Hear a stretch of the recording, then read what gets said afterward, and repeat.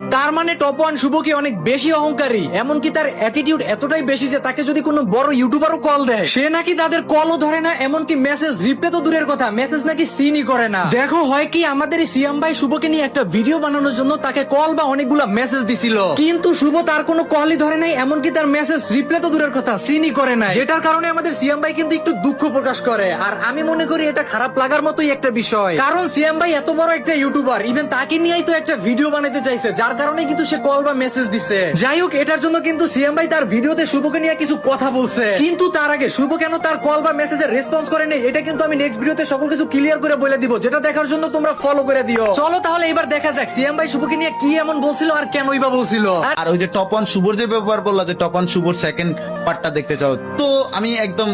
আমাদের মিকো সাহেবের ভিডিওতে আমি বইলা দিই আসলে টপ ওয়ান শুভ ওকে দেখো আমি কতগুলা মেসেজ দিছি, আমি বলছি আজকে রাতে কি সময় হবে সেটা বল পাগলা, তো সেটা রিপ্লাই দেয় নাই, তারপরে কল দিছি সেটারও রিসিভ করে নাই, তারপরে কল দিছি সেটাও রিসিভ করে নাই, তারপরে লিখছি যে অনলাইনে আসলে একটা টেক্সট দিস, তো ও যেহেতু ছোট ভাই বলছে ওরে ও টেক্সটও দেয় নাই, তো 3-4টা কল মেসেজ এগুলা আমাদের কি আত্মসম্মানে আঘাত লাগে না? লাগে তো ভাই, এটা ভাই কিচ্ছু বলার নেই, ও হয়তো বা বিজি, বাট যতই বিজি হোক একটা কল দিয়ে একজন মানুষকে বলা যায় যে ভাই আমি আসতে পারবো না বা আসবো না, বা এরকম ডেট হলে আমি আসতে পারবো। তো আমার কল 2-3টা কলই রিসিভ করে না, আর মেসেজের সিনও করে না। তো কি বুঝায় ও আমাকে